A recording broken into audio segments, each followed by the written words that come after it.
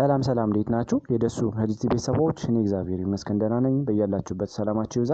ዛሬም እንደተለመደው በአንድ ጠቃሚ ርዕስ መጥቻለሁ። በዚህ ቪዲዮ አብረን እንድንማማር የፈለኩት የአይን ሞራ ግርዶሽ ወይም ደግሞ ካታራክት ምንድነው የሚለውን ለእናንተ የተወሰነ ግንዛቤ ለማስጨበጥ ነው የመጣሁት ማለት ነው። ከዛ በፊት እንደተለመደው ለቻናሌ አዲስ የሆናችሁ ሳብስክራይብ ያደረጋችሁ ቪዲዮውን እስከመጨረሻ እንድታዩ ስጠይቃለሁ። ወደ ቪዲዮ እንሂድ።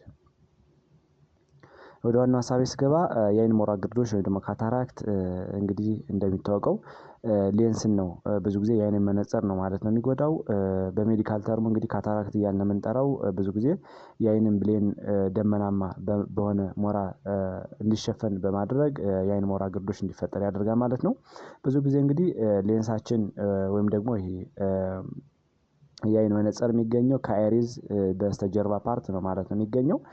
እንደሚታወቀው ይሄ ሌንስ ብለን የምንጠራው ወይም ደግሞ የአይን መነጽር ላይትን ኮንሰንትሬት በማድረግ ምን ያህል ላይት ወደ ረቲና እንዲገባ ሪላክስ እና ኮንትራክት እያደረገ መጥኖ የሚልክ የአይን ክፍል ነው ማለት ነው። በተለይ ደግሞ ሩቅ ስናይ እና ቅርብ ስናይ ያለን የብርሃን መጠን የእይታ መጠን በማስተካከል ሪፍራክት እያደረገ መልእክትን ወደ ረቲና ሚልክ የአይን ክፍል ነው ማለት ነው። እንደሚታወቀው በአለም አቀፍ ደረጃ ወይም ደግሞ ወርልድ ዋይድ ላይ ስናየው ወደ 37 ሚሊዮን አካባቢ አይነ ስውራን ይገኛሉ ማለት ነው። ከዚህ ውስጥ እንግዲህ ወደ 124 ሚሊዮን አካባቢ ደግሞ እይታቸው የቀነሰ ሰዎች እንዳሉ ጥናቶች ያስረዳሉ ማለት ነው። 90% አካባቢ የሚሆነው ደግሞ እዚህ ውስጥ በታዳጊ ሀገራት ኢትዮጵያን ጨምሮ ማለት ነው ወይም ደግሞ ዴቨሎፒንግ ካንትሪ ብለን የምንጠራቸው ነው ማለት ነው የሚይዘው። በተለይ ደግሞ ከዚህ ውስጥ እንግዲህ በጣም ከፍተኛ የካታራክት አይነት ተብሎ የሚታወቀው ኤጅ ሪሌትድ ወይም ደግሞ በእድሜ በገፉ ሰዎች ሊከሰት የሚችል የካታራክት አይነት ነው ማለት ነው። ኢትዮጵያ እንግዲህ 1.4 ሚሊዮን ህዝቧ አይሚን 1.4% አካባቢ ህዝቧ በአይነ ስውርነት እንደተጠቃ ጥናቶች ያስረዳሉ ማለት ነው። 66% አካባቢ የሚሆነው ደግሞ ከዚህ ውስጥ እንግዲህ ካታራክት ወይም ደግሞ የአይን ሞራ ግርዶሽ ነው ማለት ነው። 75% አካባቢ እንደሚታወቀው አይነ ስውርነትን ሊያመጡ የሚችሉ እንደ ካታራክት እና ትራኮማ በመከላከል ወይም ደግሞ በማከም የምንከላከላቸው መንገዶች ናቸው ማለት ነው። ወደ ምልክቱ ወይም ደግሞ ሳይንና ሲምፕተሙ ስንሄድ ብዙ ጊዜ ካታራክት አንደኛ የአይን ደብዛዛ መሆን ነው።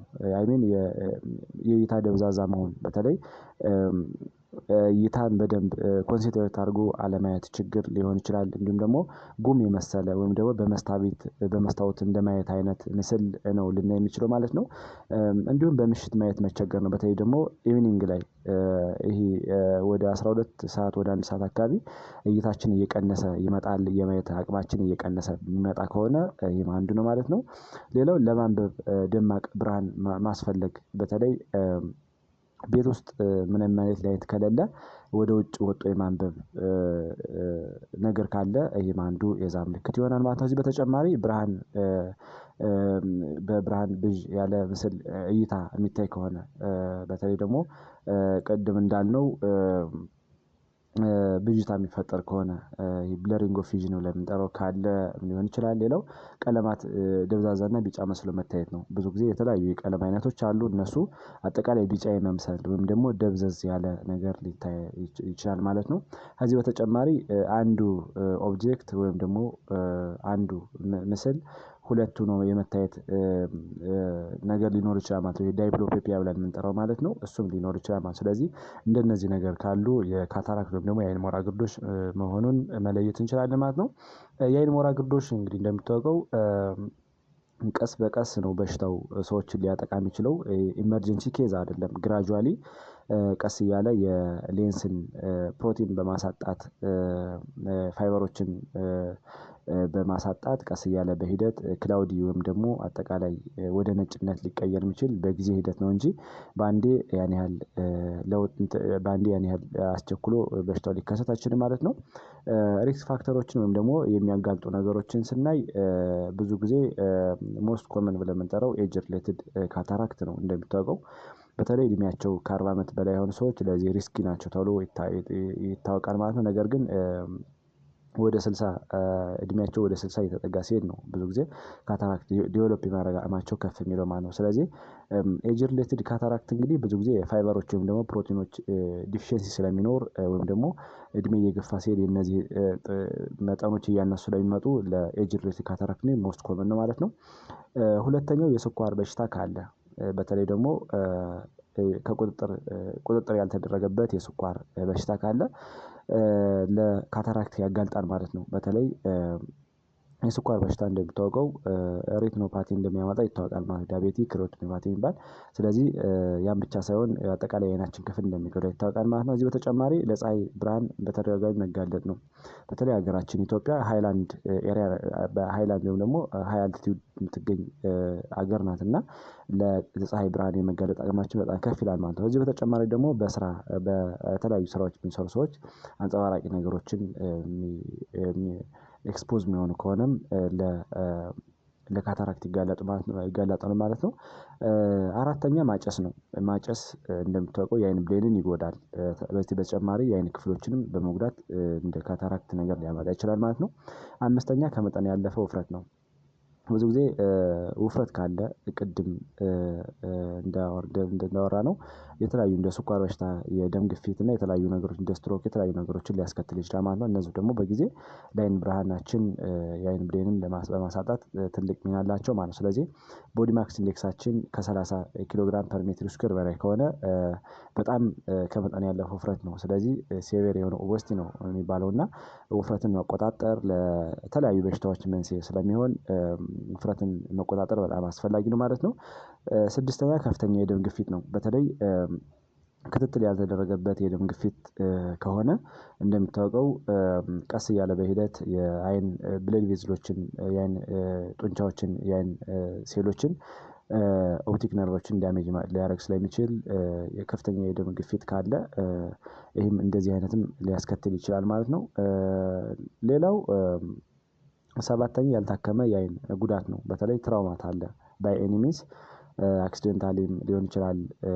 በተለያየ ሚንስ ትራውማ ካለ በስርዓት ካልታከመ ለተለያዩ ችግር ለአይን ክፍሎች የተለያዩ ችግሮች ሊያጋልጥ ይችላል ማለት ነው። ስምንተኛ የአይን ቀዶ ጥገና ነው። በተለይ ፕሪቪየስሊ የአይን ጥገና አድርገው ከሆነ ኦፕሬሽን ተሰርቶላቸው ከሆነ እንደሚታወቀው ለሌንሱ ችግር ለመፈጠር ምክንያት ሊሆን ይችላል ማለት ነው። ዘጠነኛ የስቴሮይድ ብለን የምንጠራቸው እነዚህ ኮርቲኮስቴሮይድ ብለን የምንጠራቸው መድኃኒቶችን አዘውትረው ለብዙ ጊዜ የሚጠቀሙ ሰዎችም የአይናቸውን ብሌን ከሚያሳጡ ነገሮች ውስጥ በትልቅ ደረጃ ይጠቀሳሉ ማለት ነው። ካታራክትን ጨምሮ ስለዚህ እነዚህ ስቴሮይድ መድኃኒቶች የሚወስዱ ሰዎች በተለይ ደግሞ ለአስም ለተለያዩ የበሽታ አይነቶች የሚወስዱ ሰዎች ለካታራክት ተጋላጭ ናቸው ተብሎ ይታሰባል ማለት ነው። ሌላው ከመጠን በላይ አልኮልን መጠጣት ነው። አልኮልን በመጠን በላይ መጠጣት እንግዲህ የሆነ ካሊብሬሽን ያላቸው ቁጥር ከሆነ ለወንድ 2 ለሴት 1 በቀን ይመከራል ፐር ዴይ። ነገር ግን ከዛ በላይ አብዝቶ መጠጣት ለአይን ብቻም ሳይሆን አጠቃላይ ለሰውነት ለተለያዩ ኦርጋን በሽታዎች እንዲፈጠሩ ምክንያት ሊሆን ይችላል ማለት ነው። ሌላው ክትባቶችን አለመውሰድ ነው። በተለይ ደግሞ ኤርሊ ላይ አንድ ሰው ህፃናት በተለይ ደግሞ ኢንፋንቶች ላይ የሆነ ኢሚናይዜሽን ወይ ደግሞ ቫክሲን ሚስ ከተደረገ እያደገ በሚሄድበት ጊዜ አንድ ሰው አዳልት ኤጅ ላይ የተወሰነ ጉዳት ሊያጋጥመው ይችላል ተብሎ ይታሰባል ማለት ነው።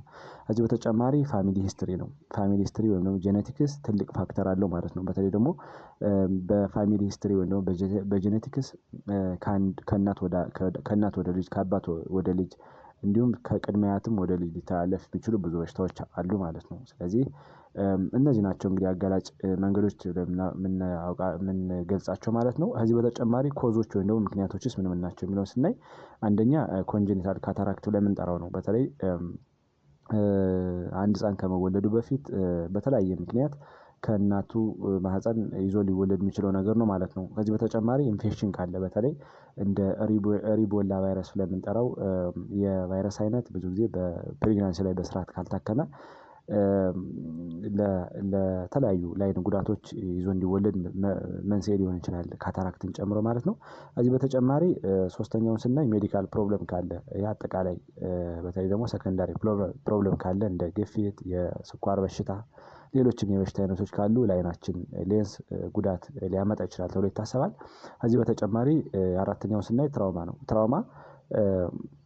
ትራውማ እንግዲህ እንደሚታወቀው ብዙ ጊዜ በተለያየ ምክንያት ችግር ሊያጋጥም ይችላል ማለት ነው። በዛ ሂደት የአይናችን ሌንስ ሊጎዳ ይችላል ማለት ነው። ታይፖችን ስናይ ወይም ደግሞ ክፍሎችን ስናይ ብዙ ጊዜ ፔዲያትሪክ ካታራክት ብሎ የሚባል አለ። ይሄ ኮንጀኒታል ካታራክት ሊሆን ይችላል፣ በኢንፌክሽን የመጣ ሊሆን ይችላል፣ በሄሬዲቲ የመጣ ሊሆን ይችላል ማለት ነው። ሁለተኛው ትራውማቲክ ካታራክት ለምንጠራው ነው። ቅድም እንዳልነው በጉዳት ከጉዳቶች ጋር ሊከሰት የሚችል የካታራክት አይነት ማለት ነው። ሌላው ሶስተኛው ሰከንዳሪ ካታራክት ለምንጠራው ሰከንዳሪቱ ሜዲካል ፕሮብለም ሊሆን ይችላል። ሰከንዳሪቱ ቅድም እንዳልነው ኦፕሬሽን ተሰርቶላቸው እዛ በፊት የሆነ ችግር ካለ የሆነ ነገር ካለ በዛ ምክንያት የመጣ ሊሆን ይችላል ማለት ነው። ከዚህ በተጨማሪ እንዴት ነው ዲያግኖስ ማድረግ የሚለውን ስናይ ብዙ ጊዜ አይ ኤግዛም ማድረግ ነው። በተለይ አይ ኤግዛሚኔሽን ይሰራል ማለት ነው። በተለይ ደግሞ የሲልት ላምፕ ኤግዛሚኔሽን የምንጠራው ኦቨርኦል ያለውን የአይናችን ክፍል ምን ችግር እንዳለ የሚለይልን ማለት ነው። ከዚህ በተጨማሪ ደግሞ ቪዥዋል አኪዩቲ ቴስት ይሰራል። በተለይ ደግሞ ይሄ ሲኔር ቻርት የሚባለውን ጠቅመን ከ6 ሜትር ርቀው ሰዎች ይለያሉ፣ ቀለምን ይለያሉ፣ የእይታ መጠናቸው ምን ያህል ነው የሚለውን በሲኔር ቻርት በመጠቀምም መለየት ይቻላል ማለት ነው። በተለይ አንዳንድ ችግሮች ካሉ በዚህ መለየት ይቻላል ማለት ነው። ወደ ትሪትመንቱ ስንመጣ አንዳንዴ ካታራክት እንግዲህ መነፅር ሰዎች እንዲጠቀሙ ይመከራል። ነገር ግን በመነፅር ማስተካከል ካልተቻለና ካልተሳካ ብቸኛው አማራጭ እንደሚታወቀው ቀዶ ጥገና ነው ማለት ነው። በተለይ ደግሞ የካታራክት ቀዶ ጥገና ሲደረግ ብዙ ጊዜ እጅግ በጣም ውጤታማና ከሌሎች ሪሌቲቭሊ ስናየው በአንጻራዊ ስናየው ከሌሎች የተሻለ ውጤታማነት እና ቀለል ያለ ነው ተብሎ ይታሰባል ማለት ነው።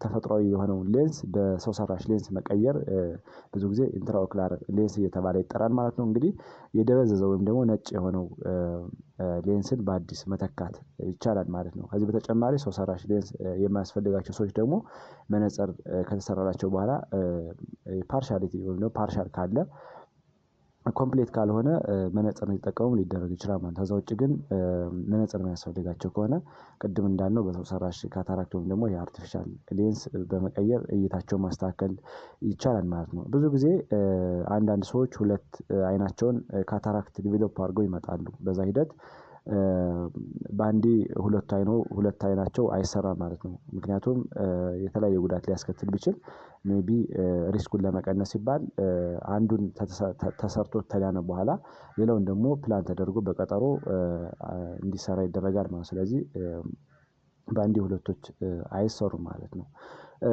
ወደ ፕሪቨንሽን ሜካኒዝም ወደ መከላከያ መንገዶች ስንመጣ ብዙ ጊዜ እንደ ሀገራችን አንጻራዊ ሁኔታ ስለሆነ እንጂ መከላከያ መንገዶች ላይ ብዙ ጊዜ መስራት በጣም እጅግ ውጤታማና አስፈላጊ ናቸው ተብሎ ይታሰባል። በተለይ ደግሞ ሪስክ ያላቸው ሰዎች ብዙ ጊዜ በአመታዊ ክትትል እንዲኖራቸው ይደረጋል። በተለይ ቅድም እንዳልነው ሜዲካል ፕሮብለም ያለባቸው ሰዎች ለምሳሌ የተለያየ ነገር አይናቸው ላይ ሰርጀሪ ያሰሩ ሰዎች፣ ስኳር በሽታ ያለባቸው ሰዎች፣ ግፊት ያለባቸው ሰዎች እና የተለያየ በሽታ አይነት ያለባቸው ሰዎች በአመት አንዴ በአመት ሁለቴ አይ ኤግዛም እንዲያደርጉ ይመከራል ማለት ነው።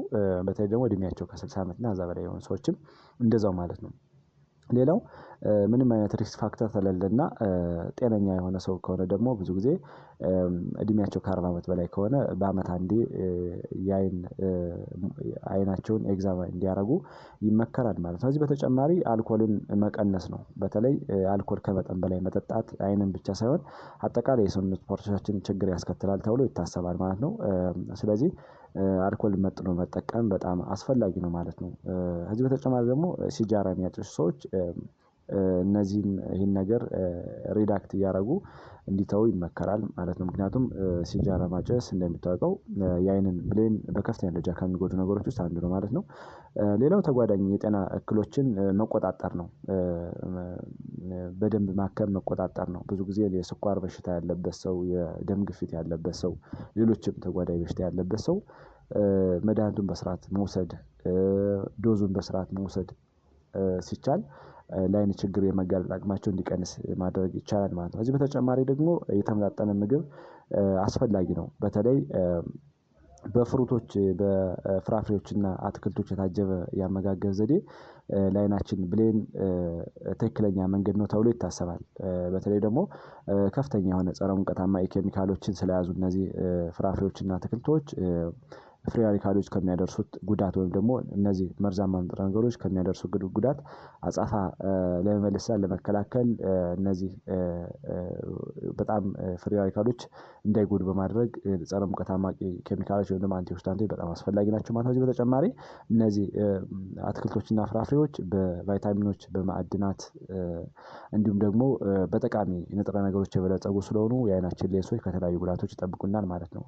ከዚህ በተጨማሪ ደግሞ የፀሀይ መነፀር መጠቀም ነው። ብዙ ጊዜ አንዳንዴ እንዲሁ ሀፋዛርዱ አይ ከየትም እያመጣን የምንጠቀመው መነፅር ሳይሆን በደንብ በስርዓት በሀኪም የታዘዘ መነፅር ቢሆን በጣም አሪፍ ነው ማለት ነው። ምክንያቱም አሁን እንዳልነው ወይ የእይታ ነው ወይ የሳይት ነው ወይ ደግሞ የላይት ነው ተብሎ አይታወቅ ዝም ብሎ አንዳንዴ ሱቅ ላይ እና የተለያዩ መንገድ ላይ እየገዙ የሚጠቀሙ ሰዎች አሉ። ይሄ ልክ አይደለም ተብሎ ይታሰባል ማለት ነው። ምክንያቱም መነፀር ያልታወቀ መነፀር መልበስ በራሱ ሌላ ጉዳት ነው። ስለዚህ በደንብ በሀኪም በሲነሮች በሀኪም የታዘዘ ሌንስ መጠቀም በተለይ ደግሞ የፀሀይ ብርሃንን አንዱ ጉዳት ሊያመጣ ስለሚችል ለካታራክት ሌንሶችን ሲገዛ በደንብ በሀኪም የታዘዘ ቢሆን ይመከራል ማለት ነው። ስለዚህ የፀሀይ መነፀር መጠቀም ነው። በተለይ ደግሞ የፀሀይ መነፀር ስንጠቀም ጉዳቱን መቀነስ ይቻላል ማለት ነው። እንግዲህ ለዛሬው ብዙ ግንዛቤ አግኝታችኋል ብዬ አስባለሁ። ቀጣይ ላይ የምለቃቸው ቪዲዮዎች ለእናንተ እንዲደርሷችሁ ላይክ ሼር እንዲሁም ሳብስክራይብ ያደረጋችሁ አፕሪሼት እንድታደርጉኝ በጎነት ለራስ ነው በሚለው እንድታበረታቱኝ ስል እጠይቃለሁ። ባይ ባይ